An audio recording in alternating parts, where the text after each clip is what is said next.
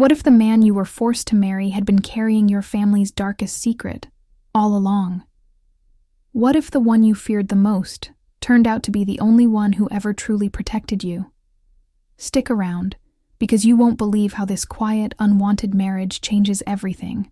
Don't forget to like this video and subscribe to the channel so you don't miss the stories that stay with you long after they're over. I used to believe weddings were sacred. Warm, sacred moments wrapped in laughter, soft music, and teary-eyed promises under golden lights. I used to believe love had something to do with them. I was wrong. I stood there in a dress that wasn't mine, wearing a name I didn't choose, in a house that smelled nothing like home. The Drake estate was vast, every inch designed to impress. From the grand crystal chandelier hanging over my head to the cold marble floors beneath my trembling feet, everything screamed power, money, and distance. Except me. I tightened my grip on the bouquet of pale white roses, their scent almost sharp in my nose. It reminded me of the garden behind my mother's little kitchen back home, the one where she used to hum lullabies as she kneaded dough on Sunday mornings. The memory hit me harder than I expected. If I closed my eyes, I could still hear her voice, soft and off-key, filling our tiny kitchen with warmth that no marble hall could ever replicate. "This ring," she used to whisper, slipping her silver band on and off her thin finger as I watched her bake, "isn't worth much, but it carries a promise. A promise is the only thing that holds a family together, Elena. A promise. That's what brought me here tonight, to keep my family together." "Sign here," the man in the black suit said, his voice like ice cracking under my skin. He held the marriage certificate out toward me. There were no vows spoken, no priest, no family gathered to witness.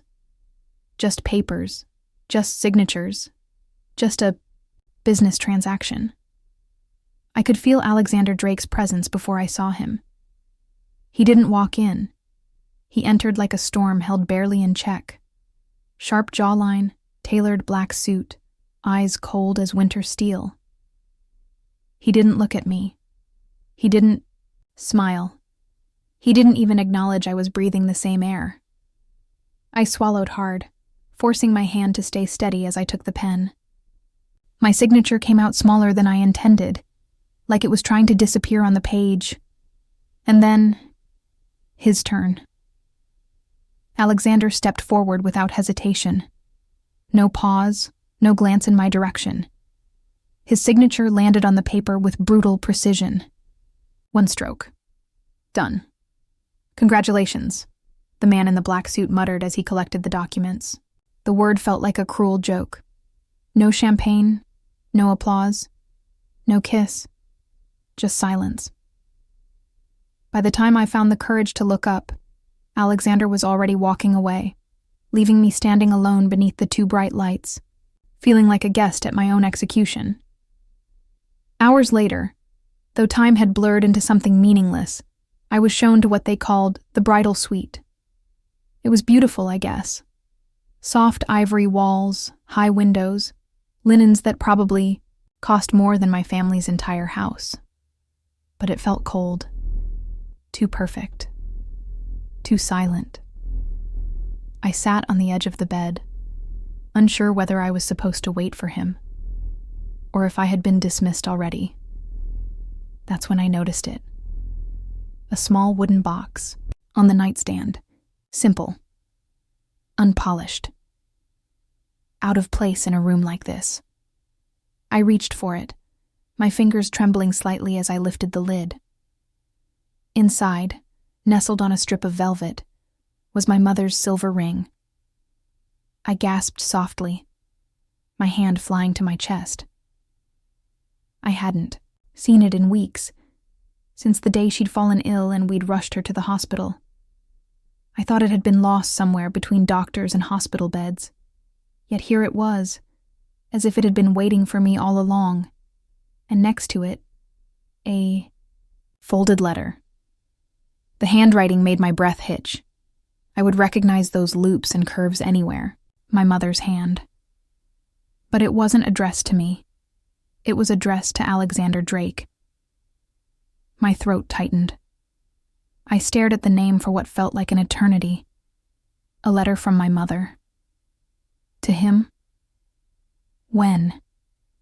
Why? I pressed the letter against my chest, fighting the sudden wave of emotion rising in my throat. I knew I should open it, but something held me back. Fear, maybe. Or the quiet dread that I had just stepped into something far deeper than I ever imagined. I leaned back, curling my knees to my chest, clutching the box and the letter as if they were the last real pieces of myself I had left. "Why, Mama?" I whispered, into the empty room. Why would you write to him before I even knew his name? And though the walls held no answers, I could feel the weight of them closing in. Little did I know, this letter held the first crack in the story I thought I understood. A crack that, once opened, would change everything. Forever. I didn't sleep that night. I couldn't. The letter sat on the nightstand, sealed, untouched. Every time I reached for it, something inside me tightened, like a hand wrapping around my throat, daring me to break whatever thin thread was still holding my world together.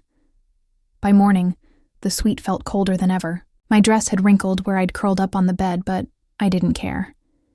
No one had come looking for me. No one had knocked. I might as well have been invisible, until the phone rang. "Be ready in 15 minutes, the voice on the other end said. "The jet is waiting." That was all. I slipped the ring onto my finger, feeling its weight like an anchor. I didn't dare take the letter with me. Not yet. I wasn't ready to open something I couldn't close again. The car ride to the airstrip was silent. Alexander sat across from me, eyes fixed on the window, jaw set in stone. Not once did he look my way. Not once did he speak. I should have hated him for that. Maybe I did. But hate felt like too big a word for how small I felt sitting there, knees pressed together, hands twisted in my lap. When the car stopped, the driver opened my door. I stepped out into the cool morning air. The private jet stood before me like a white, gleaming monster, waiting to swallow me whole. The engines were already humming low, like they had somewhere better to be. I climbed the stairs with shaky legs, not bothering to glance back. I knew what I'd see. Nothing. No family waving goodbye.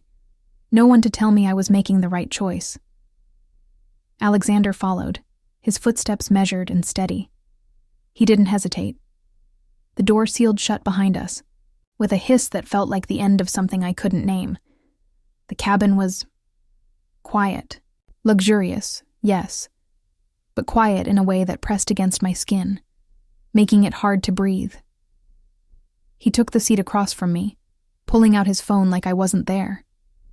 I studied him from beneath my lashes, searching for any crack in that cold exterior. But he was unreadable, like stone carved into a man. The engines roared, the jet lifting off the ground and carrying me further from everything I knew.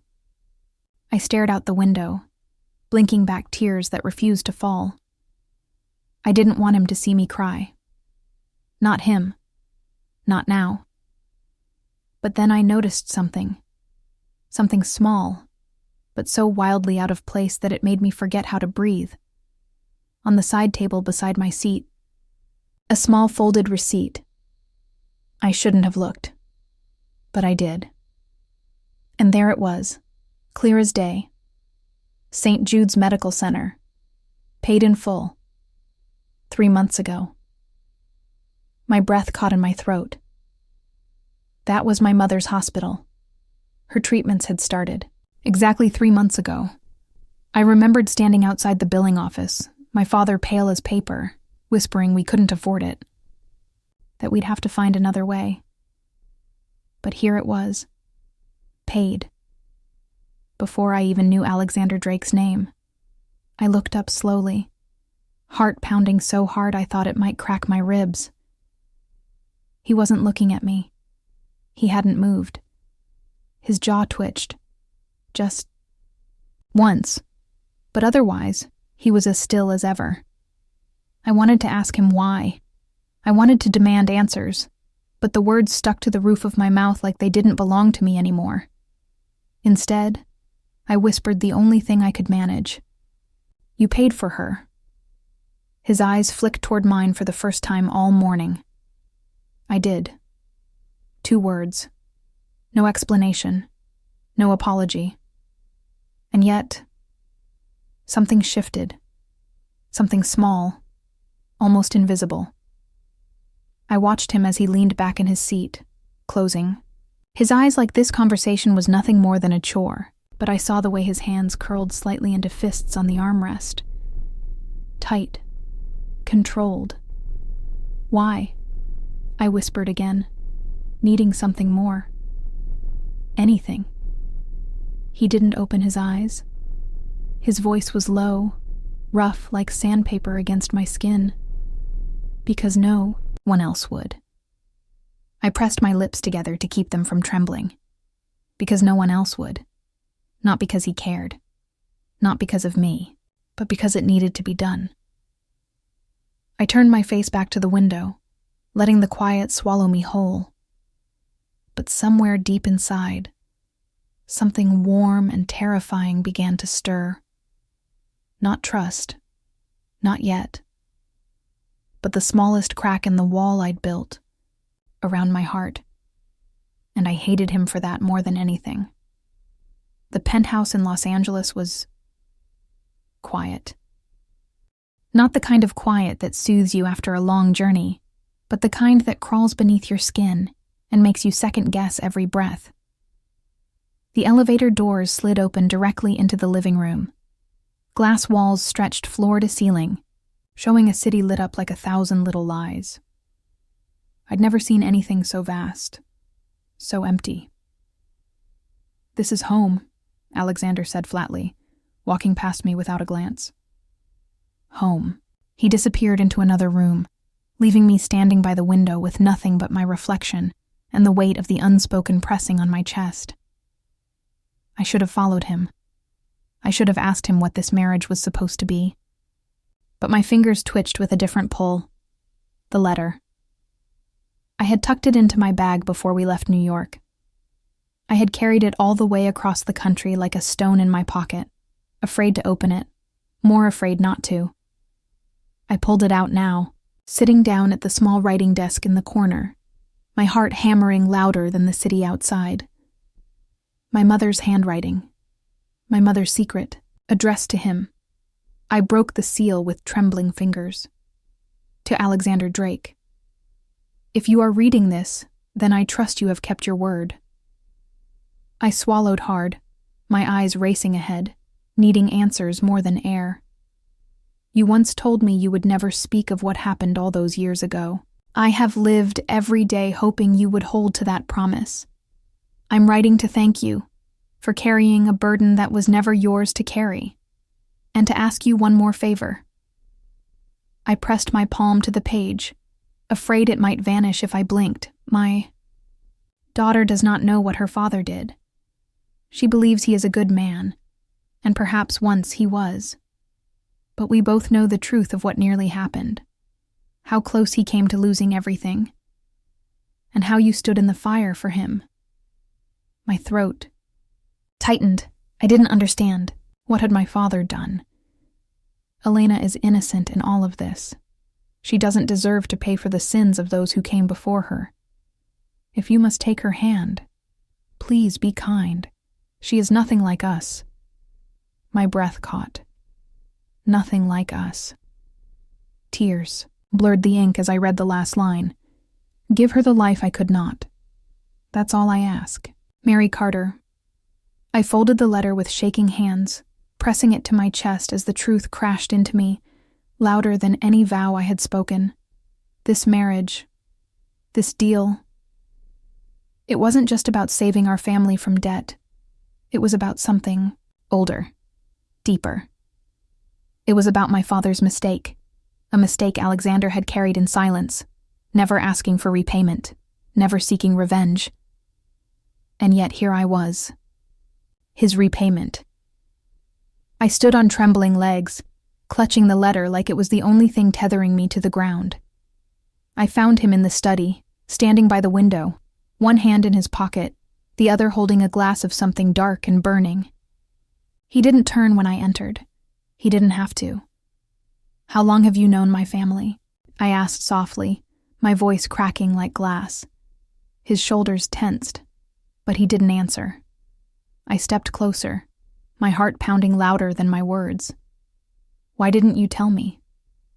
Slowly, he turned, his face unreadable, like always. But this time I saw something flicker in his eyes. "Because it was never your debt to carry," he said quietly. The air left my lungs. "You knew my mother," I whispered. "I did," he replied, setting the glass down without taking a sip. "And my father?" His jaw clenched. "He made a mistake that nearly cost people their futures. I took the fall to protect your family's name. Your mother begged me to bury it. So I did. I felt like the floor had disappeared beneath me. Why? Why would you do that for us?" He looked down at his hands, flexing them once before lifting his gaze to mine. "Because she asked me to." The letter trembled between my fingers. "And this marriage?" He drew a slow breath, his voice lower than a whisper. "Because I made her another promise." My vision blurred again, but not from tears this time. "What promise?" I asked, my voice barely holding. He stepped closer, just enough that I could feel the tension radiating off him like heat.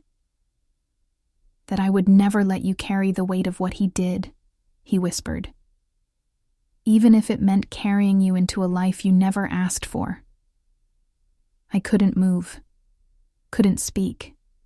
I could only stand there, shattered and speechless, as the walls I'd built around my heart began to tremble. And for the first time since this began, I wasn't sure who I was more afraid of, him or myself. I avoided him for the next 2 days. Not that it took much effort. Alexander knew how to make himself scarce when he wanted to. The penthouse was big enough that we could orbit each other, like strangers, never crossing paths unless one of us dared to look up. And I didn't dare. I spent most of my time by the window, watching the city move far beneath me, wondering if anyone out there lived a life they had actually chosen. I wondered what it felt like. To belong somewhere. To someone. I thought of my mother, the way she used to hum while folding laundry, the way she pressed her palm to my cheek when I cried, as if her touch alone could hold me together. Give her the life I could not. The words haunted me. But what kind of life had I stepped into? A marriage born from secrets. A house built on silence. And him. A man I couldn't read, couldn't trust, yet couldn't seem to stop thinking about. It was nearly midnight when I heard it. His voice. Low. Controlled. Seeping through the crack of the study door like smoke curling under wood. I shouldn't have listened. I know I shouldn't have. But something inside me leaned closer anyway. "No, I told you. I won't do it," he was saying. A pause. The sound of someone arguing on the other end of the call. "I don't care what the board wants," Alexander snapped, voice sharper now. "The deal's off." I held my breath. "Because it's not worth what it would cost her family," he hissed, lower this time, as if the words burned his throat. I stepped back, heart pounding so loud I was sure he could hear it. He hung up a second later, the silence slamming into me like a brick wall. I slipped away before he could open the door, retreating to the kitchen like a coward. But the truth followed me. He had just killed a deal, a massive one by the sound of it, not to protect himself, but to protect my family's name. Why? Why keep doing this? I paced the kitchen, hands shaking as I reached for the kettle, filling it with water that felt colder than ice. My fingers fumbled with the stove, my mind racing. He was still protecting us, not because he had to, not because anyone asked him to, but because somewhere along the way, he had decided we were worth protecting, and I didn't know what to do with that. When the water started to boil, I set out 2 mugs without thinking. One for me. One for him. I almost laughed at myself. What was I doing? Still, I finished making the tea, the familiar ritual calming my hands if not my heart. I carried the tray to the study, standing outside the door for a long moment before finally pushing it open. He looked up, surprised to see me there, standing in the doorway like I didn't know whether to step in or run away. "You shouldn't have heard that," he said quietly. But I did. I whispered. I walked in slowly, setting the tray on the edge of his desk. He watched me like I was something fragile he didn't dare touch. "Why did you do it?" I asked, folding my arms over my chest to stop them from shaking again. "Why keep protecting us when you have nothing left to gain?" He leaned back in his chair, exhaling like the question cost him something to answer. "Because your mother asked me to," he said simply. I shook my head. "That was years ago. You've already paid that debt 100 times over." His jaw tightened. "Maybe I never stopped owing her," he whispered. My throat ached. I couldn't look at him. "And me?" I forced the words out. "What do you owe me?" He stood slowly, walking around the desk until he stood just a breath away. I felt the air shift between us, thick with something I didn't have the courage to name. "Nothing," he said softly. His fingers brushed a strand of hair from my cheek, so light it almost didn't feel real. "I owe you nothing, Elena." I swallowed hard, blinking back tears. "Then why?" "Because I can't seem to stop." The words landed like a stone in my chest. He stepped back then, like the distance was the only thing holding him together. "I know this marriage isn't what you wanted," he murmured. "I know I'm not what you wanted." I bit my lip until I tasted blood. "You never asked me what I wanted," I whispered. He flinched, just slightly, but it was enough. "Tell me now," he rasped, his voice breaking in a way I'd never heard before. "Tell me what you want, Elena." I looked at him, really looked at him, for the first time since this all began. And the terrifying truth hit me like a wave. I didn't know. I didn't know what I wanted. But I knew I didn't want this wall between us anymore. I breathed. "I just want to stop feeling like I'm the only one here." His face crumpled for half a second, like he was about to say something else. But then he nodded once, sharp and final. "Then stay," he whispered, "and I'll spend every day proving that you're not." The quiet filled the room again. But this time, it didn't feel so empty. And for the first time since I had signed those papers, I wondered if there was something more waiting for me here. Something real. Something worth staying for. The days that followed blurred into one another, soft and slow, like the hush of snowfall you can't quite hear until you're standing in the middle of it. I stayed. I don't know when I made that decision exactly. It wasn't one sharp moment or a grand declaration. It was quieter than that, like breathing, like finally letting myself belong to something, even if I still wasn't sure what that something was. I spent my mornings in the sunlit kitchen of the penthouse, brewing tea the way my mother used to, letting the steam fill the air, holding the mug between my palms like it could warm more than just my fingers. He started joining me. At first, he stood in the doorway, silent, like he wasn't sure he was allowed to cross that line. But little by little, he stepped closer. Some mornings, he'd sit across from me, sipping black coffee, watching the city wake up through the glass walls. We didn't say much, but somehow the silence between us started to feel less like distance and more like space, room to breathe. I didn't ask him about the business deals he was giving up, and he didn't ask me why I stayed. It was unspoken, fragile, but enough. One afternoon, I found myself on a video call with my mother. Her face was paler than I remembered, but her smile, that hadn't changed. It still lit up her whole face like she was holding the sun inside her. "Are they treating you well, honey?" she asked, her voice thin but steady. I nodded, swallowing the lump in my throat. "Yes, Mama. Better than I deserve, I think." She frowned, tilting her head like she could see straight through me. "Elena, you deserve the world. Don't ever believe otherwise." I pressed my palm to the screen, wishing I could touch her hand just once. "I miss you. I miss you more," she whispered. "But you're where you need to be now." I didn't understand what she meant, not fully. Not until later that night. I was clearing away the mugs from our quiet dinner when there was a knock on the door. Alexander went to answer it while I rinsed the dishes in the sink, the sound of running water muffling their voices. But when I turned around, I froze. Standing in the doorway was Mr. Bennett. I hadn't seen him in years. He'd been my father's old business partner, the one who disappeared when everything fell apart. I remembered the way he used to ruffle my hair when I was little, calling me kiddo, with a grin that never quite reached his eyes. "Elena," he said softly, stepping into the kitchen like he belonged there. Alexander stood behind him, jaw tight, arms crossed.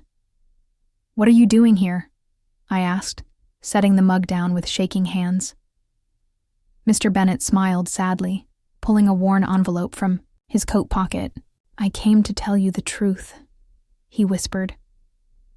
We sat at the table, the three of us. Alexander didn't speak, but his presence filled the room like a storm you could feel under your skin. Mr. Bennett placed the envelope between us. "Your father wasn't the only one responsible for what happened all those years ago," he said, his voice heavy with something that sounded an awful lot like regret. "I was just as guilty. But I ran. I left him to carry the blame alone." I swallowed hard. "So why now?" I whispered. He glanced at Alexander, then back at me. "Because he never stopped protecting your family," Mr. Bennett said quietly. "Even when he didn't have to. Even when I didn't deserve it." I stared at the envelope, afraid to open it. "What is this?" "Proof," Mr. Bennett said softly. "Of what he gave up. The deals he lost. The bridges he burned. All to keep your family's name clean." My hands trembled as I reached for the envelope, but Alexander placed his hand over mine, stopping me. "You don't have to read it," he said, his voice rough. "It won't change anything." I looked up at him. Really looked at him. At the man who had carried a debt that was never his to carry. At the man who had stood in the fire, alone, while everyone else ran. "I want to know," I whispered. I opened the envelope with shaking fingers. Inside were contracts, memos, emails, years of buried deals, all signed in his name, all burned to ash so my father could keep his legacy intact. Tears blurred the words until they no longer made sense. "Why?" I choked out. "Why would you do all of this for us?" Alexander leaned forward, resting his elbows on the table, his eyes heavy with something I couldn't name.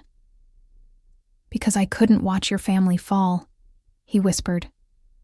"Not when I knew what that felt like."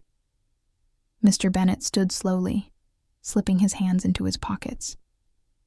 "He saved us all," he said softly.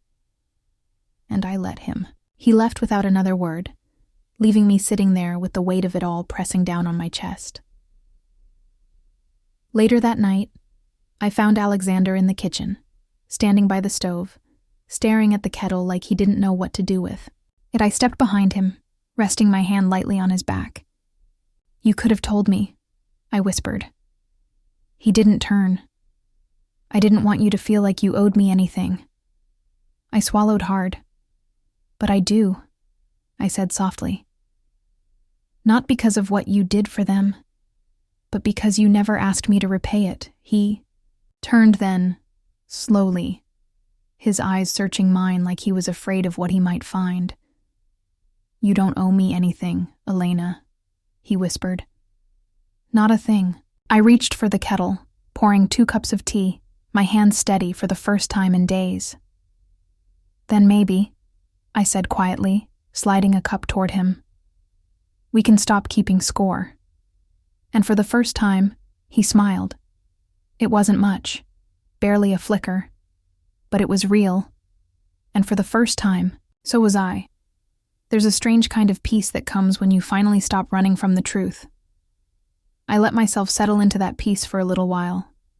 I stopped waiting for the walls to fall, stopped second-guessing every word.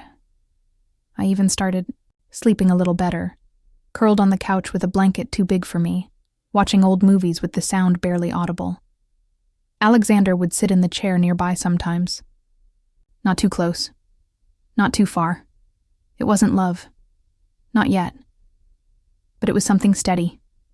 Something I could hold on to when the world outside felt too loud. And then, I heard it. The whisper. It wasn't meant for me. It never was. I had gone to the study to return one of the books I'd borrowed. I wasn't looking for anything. I wasn't eavesdropping this time. But his voice, it carried. "It's done," he was saying to someone on the phone. "No, there won't be an official announcement. She's free to walk away whenever she's ready." The air left my lungs. No, it was never meant to last. Yes, the board's satisfied. It served its purpose. She'll be gone by next month. I felt the words hit me like glass shattering beneath my skin. Free to walk away. Never meant to last. Gone by next month. I backed out of the room before I could hear another word. My heart pounded all the way back to the bedroom. The walls pressed, closer. The air thickened. It had all been a lie. The tea, the quiet mornings, the almost smiles. All of it.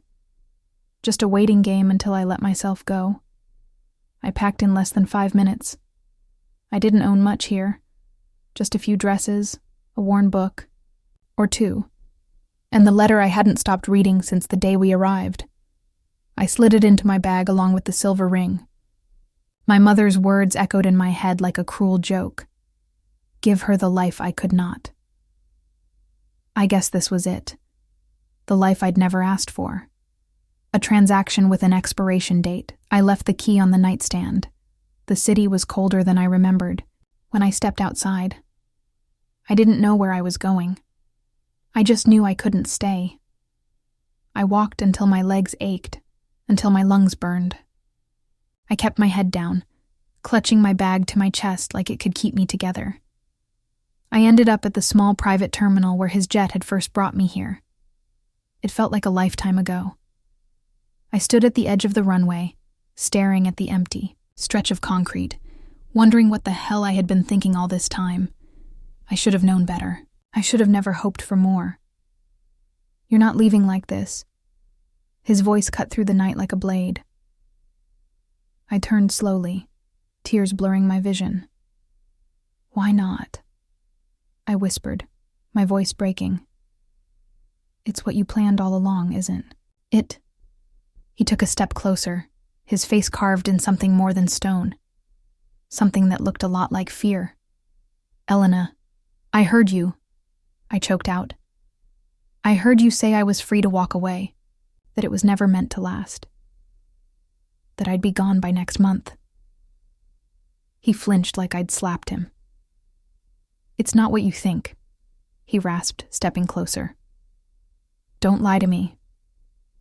My voice cracked open on the last word, my hands shaking so hard I had to curl them into fists to keep from falling apart. I never wanted you to feel trapped, he whispered. I thought if I made it easier for you to leave, you'd stay for the right reasons. I laughed, broken and bitter. The right reasons? What were they, Alexander? A contract? A debt? Another business move? No. He said it so softly I almost didn't hear it. No, Elena. It was you. He closed the distance between us, stopping just a breath away. You were never part of the deal, he whispered. You were the reason I couldn't go through with it. You were the only thing I didn't plan for. Tears stung my eyes again, but I held my ground. Then why push me away? Why make me feel like I never mattered? His jaw clenched, his hands curling into fists at his sides. Because I didn't know how to keep you, he whispered, his voice cracking for the first time since I'd met him. Because I was terrified you'd wake up one day and realize you deserved better than a man who started this whole thing with a lie. My breath hitched. You could have told me the truth, I whispered. I didn't know how, he rasped. I didn't know how to stand in front of you and admit that somewhere along the way, I stopped caring about the deal, the board, the business. He reached for me then, his hand hovering in the air like he wasn't sure he had the right to touch me. I only cared about you. I didn't move. Not until I saw it. The break. The crack in his armor. The fear in his eyes. The way his throat bobbed like he was swallowing glass. I took one step closer. My voice barely a breath. Do you mean it? He nodded, one sharp, broken motion. I need you, Elena, he whispered. Not because I'm supposed to. Not because of your family. Not because of any damn contract. He swallowed hard, his voice shaking. I need you because you're the only thing that feels like home. The tears fell before I could stop them, and for the first time, I didn't turn away. I didn't leave. I don't remember deciding to stay. I only remember standing there in the dark, tears on my face, his hand hovering inches from mine. Neither of us moved for a long time. It felt like breathing the same. Air might shatter the fragile thing growing between us. But when I finally let my fingers reach for his, he didn't let go. We walked back in silence, side by side, not touching but not apart. The city stretched around us like it had been holding, its breath all along. When we reached the penthouse, I didn't expect him to speak again. But as I crossed the threshold, he paused behind me, his voice raw and quiet. Will you stay? Not because you have to, but because you want to? The truth pressed hard against my ribs. I turned to face him, holding his gaze for the first time, without fear. I don't know how to want something for myself, I whispered. But I want to learn, if you'll let me. It started small. Breakfast for two. Soft conversations that didn't feel like negotiations. We settled into something gentle. No more walking on eggshells, no more pretending. He didn't hover, he didn't demand, he just showed up. When I called my mother the next day, she sounded better, stronger somehow. She told me the treatments were working, that the doctors were hopeful. I could hear it in her voice. The light, the life I hadn't realized I'd been carrying in my chest all this time. I'm proud of you, Elena, she whispered before we hung up, and for once, I let myself believe her. That night, Alexander knocked on my door. He didn't come in, not right away. He stood in the doorway, holding something small in his hands. I think this belongs to you, he said softly. I frowned, sitting up on the edge of the bed. He stepped closer, setting a worn leather notebook on the nightstand. My sewing journal. I hadn't seen it in months. I'd left it behind in my tiny shop, back in New York, the place where this whole mess had started.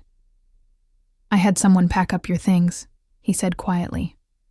"I wasn't sure if you'd want it." I ran my fingers over the cover, swallowing the lump in my throat. "You kept it all this time?" He nodded once. "I kept everything." I looked up, searching his face for something solid to hold on to. "Why?" He exhaled slowly, stepping closer until his knees brushed the bed frame. "Because I knew, if you ever gave me the chance to make this real, I didn't want you to forget who you were before all of this."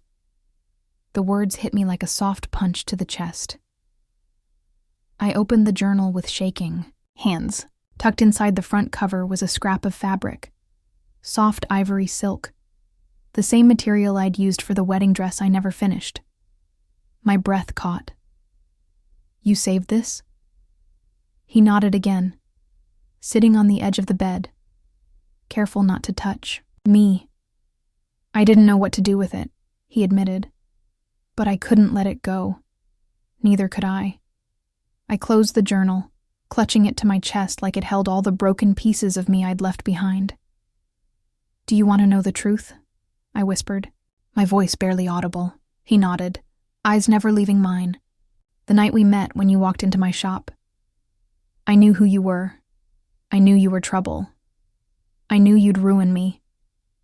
He flinched, as if the words cut deeper than I'd meant. But I reached for his hand before he could pull away. "And I let you anyway." His breath hitched, his fingers tightening around mine like he was afraid to believe it. "Elena, I'm scared too," I whispered. "But I'm tired of running from what's already ours." His throat bobbed as he swallowed hard. "What is that?" he rasped. "A chance," I whispered. "A real one, if you still want it." He leaned in slowly, as if every inch hurt to cross. "I want every minute of it," he whispered. And when he kissed me, soft, trembling, like it was the first breath he'd taken in years, I knew neither of us was leaving this time. We spent the next few days finding a new rhythm. We cooked together in the tiny kitchen. We watched the city fall asleep from the balcony. We held hands under the table like two people learning how to belong to the same world. He even let me take him to visit my mother. We stood in the doorway of her hospital room, side by side, watching her sleep. Her face was peaceful, her breathing steady. I reached for his hand, lacing my fingers with his. "She'd like you if she really knew you," I whispered. He squeezed my hand gently.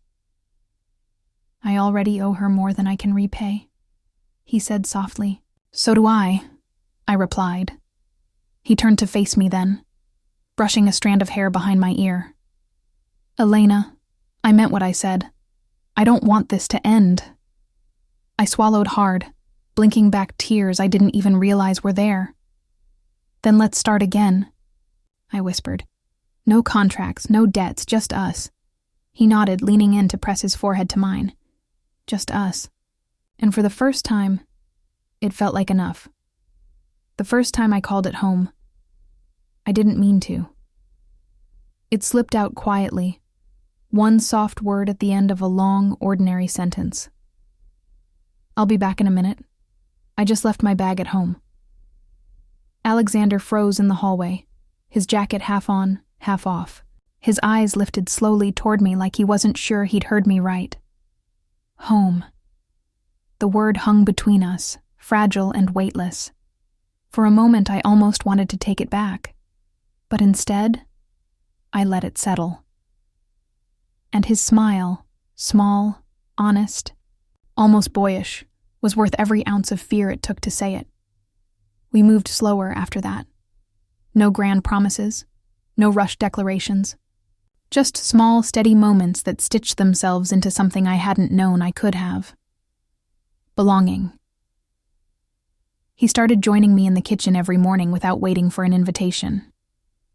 I stopped counting the days, stopped measuring the distance between us. We were finding something together, something quieter than love, but maybe more lasting. I kept the letter in my journal, the one my mother had written to him all those years ago.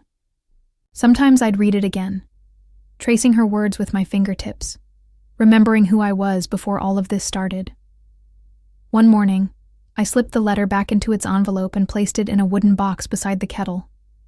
I added a new envelope next to it, this time addressed in my own handwriting. To Alexander Drake. I didn't tell him I'd written it. Not yet. Some words are better found in their own time. We flew back to New York 2 weeks later, holding hands like it was the most natural thing in the world. My mother was waiting for us in the garden behind the house where I grew up. Her cheeks were pale, her body thin. But her eyes, those soft, steady eyes, still held more light than I knew what to do with. She reached for me first, pulling me into a hug that smelled like lavender and lemon soap. "You look well, sweetheart," she whispered. "I feel better," I whispered back. When she let me go, her eyes shifted to Alexander. For a moment, I thought she might not say anything at all. But then she smiled, small, knowing. "Thank you for bringing her home," she whispered. Alexander didn't speak. He just nodded, his throat working like the words wouldn't come.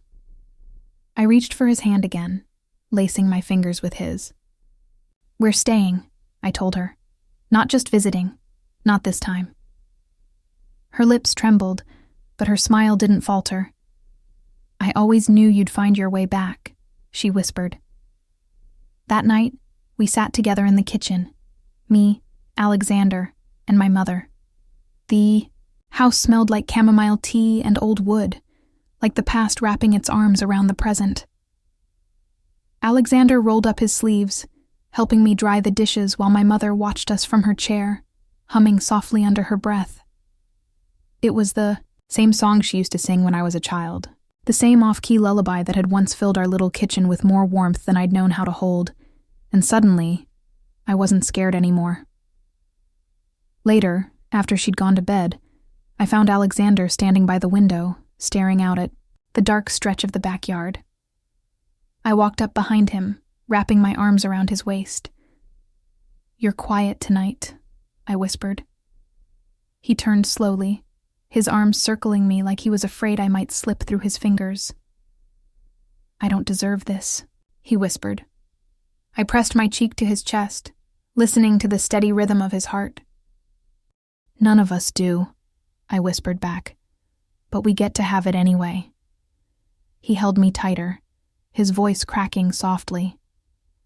"I don't ever want to let this go." I leaned back just enough to meet his eyes. "Then don't." He cupped my face in his hands, brushing, his thumb along my cheek like I was something fragile and precious all at once. "You're not my duty, Elena," he whispered. "You're my forever." And just like that, the walls finally came down. We spent the rest of the night tangled in each other's arms, not out of obligation or fear, but something real, something lasting. No more distance, no more pretending, just us. In the morning, I placed the new letter on his pillow. I watched from the doorway as he unfolded it, his brow furrowing softly as he read. "To Alexander Drake," it began. "I used to believe you ruined my life. Now I know you were the one who gave it back to me." He looked up slowly, eyes shining in the soft morning light. "Elena." I crossed the room, sitting beside him, resting my head on his shoulder.